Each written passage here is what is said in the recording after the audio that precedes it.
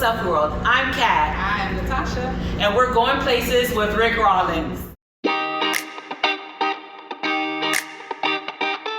Thanks a lot, ladies, and this is Selfie World. If you're ever in West Shore Plaza, be sure to stop by. Good morning, I'm Ricc Rollins, and I hope the morning's amazing. Here's what's coming up on today's show. We talk with Dr. Paul Nanda from Tampa General Hospital about keeping our cool during these historically hot days. It's an encore episode with Dr. Nabuki as we talk about the dog days of summer and making sure that our pets stay healthy and hydrated. And we'll go to the Going Places vault one more time to show you some of our favorite clips from our first 100 shows. All of this and more, starting, you guessed it, right now. Hello, song says it's hot in here, but it ain't as nearly as hot in here as it is out there. Here with us is Dr. Paul Nanda from Tampa General Hospital, who's going to help us understand how do we battle this heat. Doc, thanks for being with us this morning. We appreciate it. Sure, glad for having me. Okay, so Doc, it's hot. It's really hot. Absolutely. We've had record days, and there's some folks who really cannot handle this. How do we begin to manage this heat other than just staying inside all the time? What do we need to do to battle this? That's a good question. So, one of the things that you already alluded to is that when it's really, really hot, you can absolutely try to avoid the heat, right? At least during the hottest parts of the days. Mm-hmm. If you want to get exercise, you have to take dogs for walks. Make sure you do that early in the morning or late in the evening before the really heat of the day hits between about 10 a.m. and 3 p.m. currently. But every situation, if you plan and prepare accordingly, you can certainly set yourself up for success. Okay. So, for instance, wearing loose, light-fitting clothing can certainly help. For sure, sun protection when you're out in that Florida heat. If you really want to go to do an outdoor activity like go to the beach, make sure again you're going early and leaving out for those really, really hot parts of the day and making sure you have plenty to drink with you. So staying hydrated is a big part of it. Now, Doc, let me ask you this.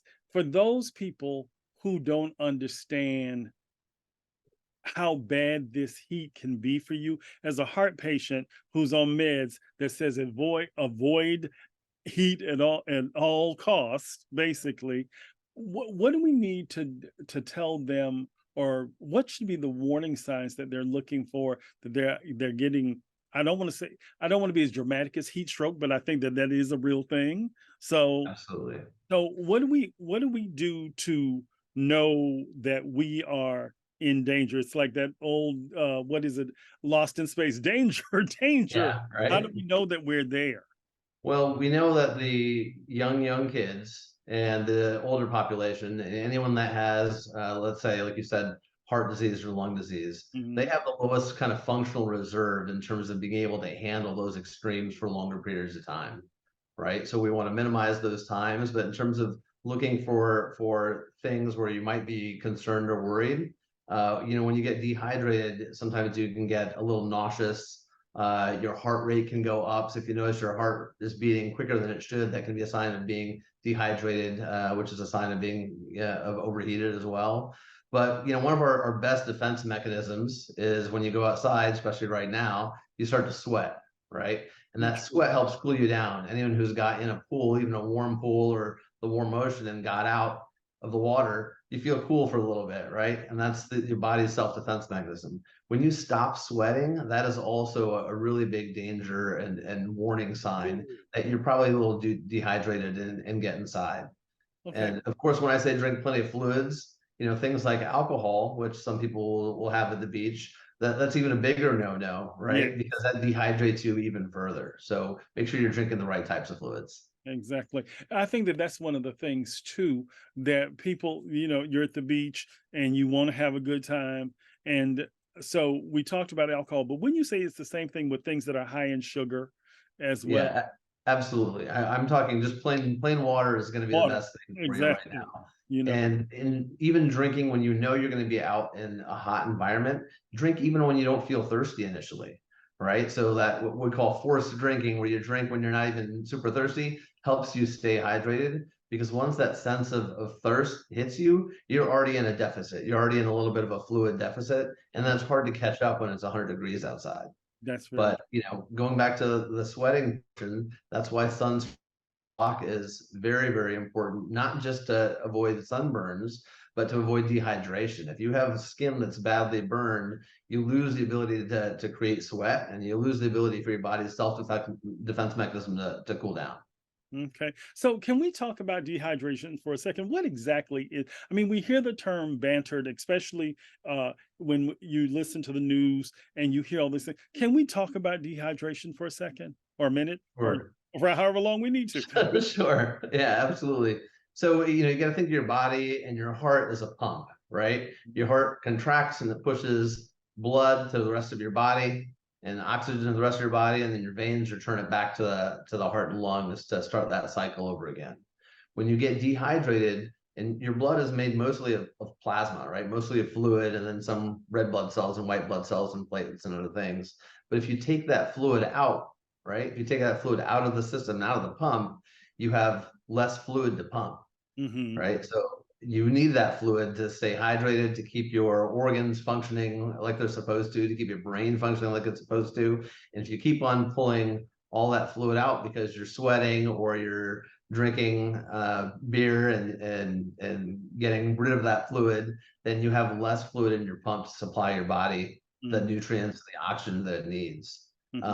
So if you think about your body like that, and that's why, heart and lung patients and little kids that have smaller fluid reserves, and people that are older that may be on medications and blood pressure medications that are already can be a little dehydrating, right? By pulling fluid out of the system, which is how they're supposed to work. But you couple that with being overly hot and kind of dehydrated, and that really puts you in a strain. So in the last minute or so that we have, you've given some really great tips, but what's the thing that we really want to drive home to the folk who really don't understand how serious this is in this season of record days of heat? I was like, my mama would say, if this is what hell is going to be like, Jesus. In order for us to not have those issues and instances, what would you say? Yeah, so I feel like the people that live in Florida sometimes have a little bit better understanding. It's a lot of those people that come down to visit, whether it's their first season here snowboarding or just have young kids and they want to enjoy the beach and haven't been down here long enough, really don't understand the impact it can have. But especially when it's like this, just absolutely avoid the hottest parts of the day. Make sure you're drinking and have plenty of fluids. You don't want to think you have plenty of fluids and then run out and be like, I'll be okay. You really want to make sure you prepare enough to have plenty of fluids, and you have to be in tune with your body to know that, hey, I don't feel great. I need to get out of the sun, and sometimes seek medical attention, right? Sometimes people need not just to be in a cool bath or in air conditioning, but sometimes they need medical treatment as well. So recognizing those symptoms of like, hey, I feel really unwell. I'm not sweating. My heart rate's up. I'm a little confused. I'm a little nauseous. Those are all signs that you need acute medical attention. Dr. Paul, I thank you for joining us this morning. Come back anytime, whatever you want to talk about. I'm willing to talk about it with you. Thank you for being with us this morning and making time out of your busy schedule. Of course, stay cool. No, okay. For more information about TGH, the QR code is coming up right now. And again, Dr. Paul, thank you for joining us. And from my personal opinion, one of the best hospitals around is TGH. We'll be back with more Going Places right after this.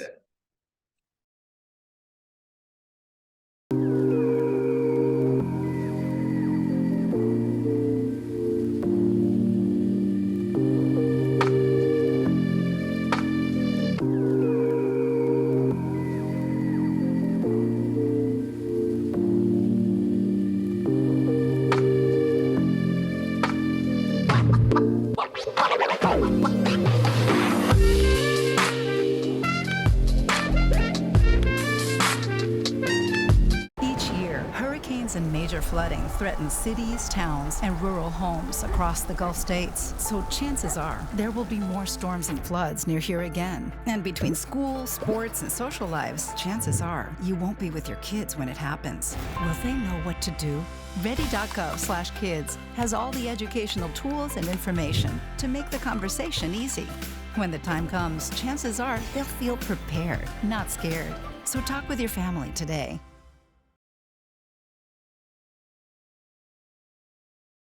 Welcome back to this edition of Going Places. Of course, we're here at Royal Pets, and you know this man. He's our pet vet, Dr. Nabuki. Hey. And we have our special guest with us today. Who is it, Dr. Nabuki? Yeah, this is Zoe. We're a 3-year-old cockapoo. And we want to talk today about fleas. Fleas and ticks. Yep. Okay, so let's talk about it, Doc. So we all know that fleas and ticks are the arch enemies of any pet. So how do we then begin to determine, first of all, if I think scratching is an obvious, but how do we know that the animal has fleas or ticks? So it helps if they're a lighter coat color, because then you can usually see the fleas because they're pretty dark, so you may see them running around. The ticks are a lot harder to find because they like wet, dark places. Oh, wow. So usually the ears or the armpits or around the butt, that's where you're usually going to find the ticks on the dogs. But yeah, number one symptom really is usually scratching and itching that you're going to notice the fleas. Okay, and so then once we notice that, what do we need to do? So you need to call your vet and talk to them because we want to make sure to get rid of those as quickly as possible. So prevention is key. They say an ounce of prevention is worth a pound of cure. So that is definitely important. And we have preventions for fleas and ticks. Okay. So that's number one, getting them on a good prevention so we cut off their blood supply. And then second is actually taking care of the environment. So whether that's another animal in the house, making sure they're on prevention, or cleaning the beddings, cleaning the house, vacuuming up any eggs or things like that in the in the carpet, and having the bug man come and spray to help kill those. Yeah. Okay. So, but there are home hacks that people can use in between. I think borax was one that I read about. There are a couple things you can do. What I would say is, talk with your veterinarian and actually, go to a pet store such as Royal Pets, because we have a lot of products that you can safely use around the pets and actually put into the carpet and stuff where it won't hurt the carpet and it won't hurt your pet. So, but yeah, we have a lot of stuff that can actually capture and get those things. And then usually you're following up with a vacuuming that'll suck it all up. Okay. Yeah. So, what are the dangers? And, some people say, well, of course they're going to get some fleas. Let's talk about the dangers that come with them coming in contact with the fleas or the ticks. So the dangers, they're really going to be for both. They're blood-sucking parasites. So they're going to suck out a lot of blood, make you very anemic. So we don't want that. Secondarily, for ticks, they can actually pass on a lot of blood-related diseases. And so, a lot of bloodborne pathogens. So you want to get them taken care of and off the pet as quickly as possible so you minimize that. Okay. Yeah. So, flea collars. So I tend to say up north where there's less of a flea issue, flea collars tend to work pretty good because you've got a less population to work on. Okay. However, down here in the south where it's a lot warmer and the fleas really don't die off from winter and stuff like that, you've got to use a lot stronger prevention. So I would say down here, the flea collars and the tick collars really don't work too well. So if we're looking, would you say as a vet, which is your preference, internal or external? So I like internal. So giving them, a prevention every month, or depending on whatever you use, sometimes every 3 months, that can actually help protect them, for me, a little bit better than the collar. And again, if you've got the collar on, some of the dogs will take it off, they'll scratch it off, they'll chew it. But with the edible, they eat that and then it's done, that it's in their system. So. Okay. Final word to those who have felines. Flea and tick prevention is super, super important, so make sure that your pet's on it so you don't have to deal with it. For more information about Royal Pets and any service that you need, because I know you probably heard the noise in the background, that's the grooming center that we're near. So grooming is important. And the information about Royal Pets. Here comes the QR code. And Dr. Nabuki, as always, we'll see you next week. See ya. More Going Places right after this. Bye-bye. When we come back, we go in the Going Places vault from our first 100, and we'll show you some of our favorite moments right after this. So people often ask me what Going Places is all about. It's really about the people, not only of the Tampa Bay area, but beyond. I'm always amazed with the stories of the people who are making a difference from where they've come to where they're going and even where they are now. Sometimes they'll encourage you. Sometimes they'll empower you. Sometimes they'll even entertain you. But the big thing that we all have in common is we're going places, and we all want to go along.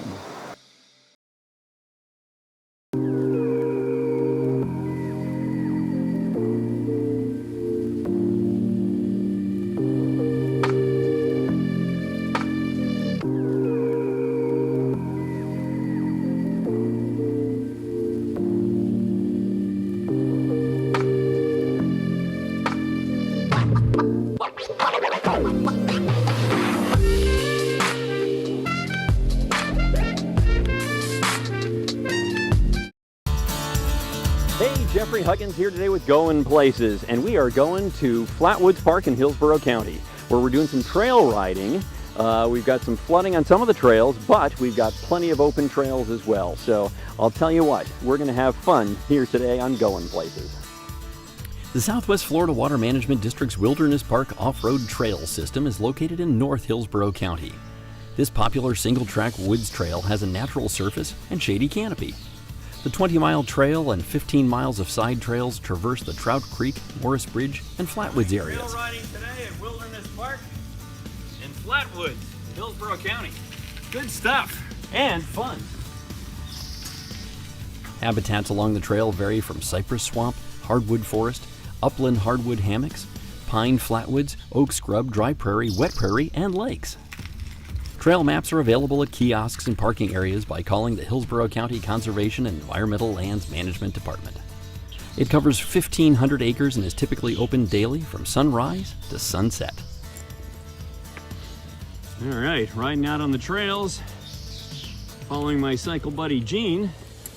We've done these trails a few times, but it is pretty awesome out here. And as you can tell, sometimes you have to steer. Some trails are seasonal and subject to temporary closure during the rainy season. Trails may also be closed for maintenance or restoration. Remember to observe the posted signs. Today we spent time riding off-road on wooded trails at Flatwoods Park. Best known for its 7-mile paved loop road, which serves as a multi-use trail, Flatwoods Park provides a welcome getaway from Tampa's developed landscape. The Morris Bridge well field is located within the park, and well houses can be observed along the trail. And while today we spent time on bicycles, there are plenty of recreation activities at these parks to satisfy the whole family. There's biking, hiking, birding, inline skating, and more. Gene, why do you come out and do this? So that when I look at the dirt on my legs afterwards, I can think that I really did some exercise, had some fun. Fantastic. I'll tell you what, we come out on the weekends, sometimes we go out on weekdays, and we have some fun on trails. But we do off-road, we can do on-road. Today we're on the off-road bikes, having a ball. Gene, at one point, what's one of your good trail memories of us riding together? It's a good memory for me, but I'm not so sure it's a good memory for you. But I can tell you that that spill was rather spectacular, and I will never forget it. Yeah, lying on the ground is also part of the job when you're out on the trails having some fun and getting some good exercise. Remember, getting out on the trails is the place to be. Gene, thank you so much for being with us today and riding with me on the trails here on Goin Places. For more information, you can call Hillsborough County's Flatwoods Park at 813-987-6211. Oh, that was a workout, let me tell you. So I'll tell you what, it's been a ball having you guys with us today on the trails here at Flatwoods. Man, you gotta put it on your agenda for the weekend. Getting out on Flatwoods Trail, on Wilderness Park, Trout Creek. Hillsborough County's got a great variety of them. So, man, let's go get some rest. So, the show is called Goin Places. Let's talk about your favorite places around Tampa to go. Oh, okay. Favorite diner? Oh, favorite diner? Ooh, that's hard I to know say the answer, since I think. Nico's closed because that was my place on Florida. Avenue. But I'd say Trips is I know that because considered a all my diner. friends say, we saw your friend. This is what they say. We saw your friend. I said, Yeah. "Who?" The mayor. Oh, I was like, mayor. okay, yes. Oh, Yeah. that friend. The first friend. Yeah. Yeah, Trips on Florida is my go-to, my whole family. Yeah, you go Favorite there, all meal you gotta there. do is put my favorite meal there is the egg burrito. I don't know what the name of it. It's like the colossal burrito, something like that. It's more food than anybody should eat. I think we should call it the Castor Yeah, Trips. there Let's you change go. that immediately. Right. Favorite place to look at the city? Oh, favorite place to look at the city is anywhere from a rooftop, and where the view includes the water. I'll tell you another place that's a favorite of mine, which I don't get to see as much as I used to because I'm a little busy, is from a boat.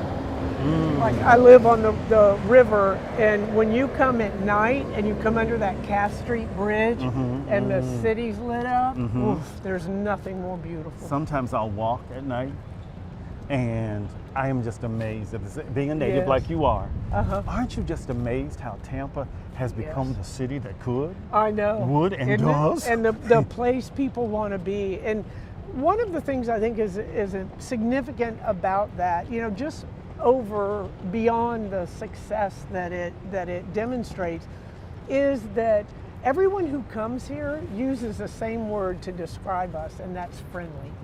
We You know, are. This is a community, as I say, a big city with a small town feel. That's true. And people can come here and they can feel like they're a part of the community. That's very and they're true. welcome, and it's you know, it just makes me proud every day.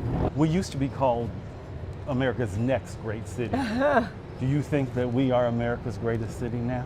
Oh, I've always thought that. So I tell people I'm biased. I was born and raised here, and I have always thought that Tampa is the greatest city on earth. I would agree with that. Yes. me Last too. thing, the best kept secret in Tampa is? Ooh, the best kept secret. Well, I would say right now the best kept secret, and it may not be too much of a secret anymore, are the restaurants along Florida Avenue, the hot chicken, Oh, yeah. the Ranchero Tacos wagon. There's a lot of good food that people have yet to discover. I would agree. Yes. I thank you again for not only being my mayor, but being my friend. Oh, I appreciate thank you you, Rick. immensely. Thank you you. for your time today. Thank you. Always a pleasure. Always.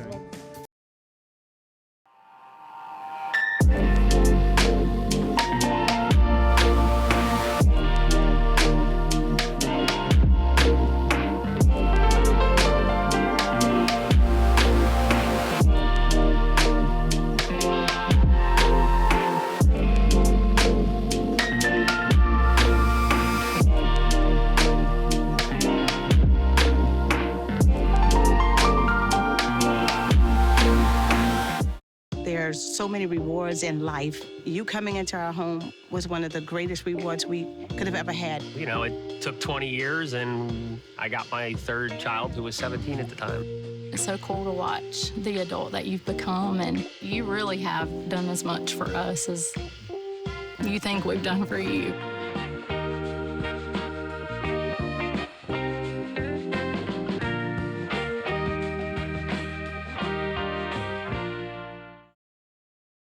So people often ask me what Going Places is all about. It's really about the people, not only of the Tampa Bay area, but beyond. I'm always amazed with the stories of the people who are making a difference from where they've come to where they're going and even where they are now. Sometimes they'll encourage you. Sometimes they'll empower you. Sometimes they'll even entertain you. But the big thing that we all have in common is we're going places, and we all want to go along. See, You want to toss that around? okay, very good. And And then, the and easiest way can I to do that it- with my oh, hands? yeah, that's the best. That's the best tosser. That's fun. Oh, look at that. Oh, yeah. Some people don't like to use the lemon poppy seed. You can also use just sugars, or you can use the natural sugars of the fruits itself. I like that. So is there, and I'm doing this the correct way, right? The correct fingers in and, Yes. okay, very good. You got to get down in it. Yeah, we're mixing it up. So the drizzle is now mixed. Yes. Very good, okay. And voila. And then it looks like, oh my gosh, look at that, that's fantastic. And of course that'll have some drizzle on there, it looks wonderful. That's fantastic, thank you, Terry. And that is our patriotic summer salad. Okay, so Terry, we've got that set. What's next? Next, we're going to work on our portobello and Swiss burger. And I have all your ingredients right there. Fantastic. You tell me what to do and I will be the mixer sous chef. We need to put in the olive oil. Perfect. is 1/3 cup of olive oil. Okay, so this looks like a 1/3 cup right there. Both of those actually. Oh, so I get to mix them both. Awesome. You have your soy sauce, 1 tablespoon of soy sauce. Okay, put those aside. Soy sauce, I get that right. 1 tablespoon of lemon juice. Lemon juice, gotcha. Oh. What I usually do is just squirt, and it's the same thing. It's a little squirt, I can do that. Little squirter, do you? Ready? Whoa.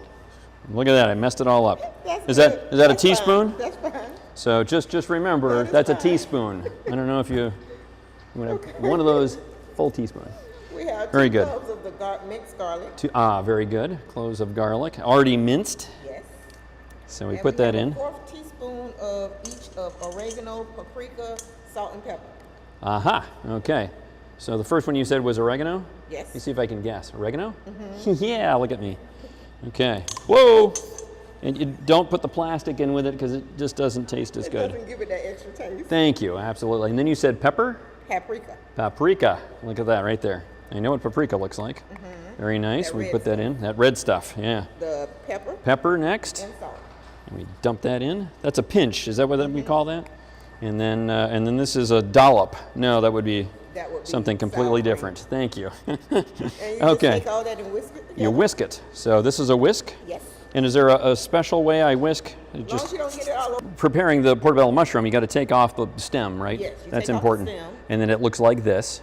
Okay, and then so what we're going to do is we're going to show you at this point what it looks like once we've put it in the marinade, right? And once you put in the marinade, you have to brush both sides.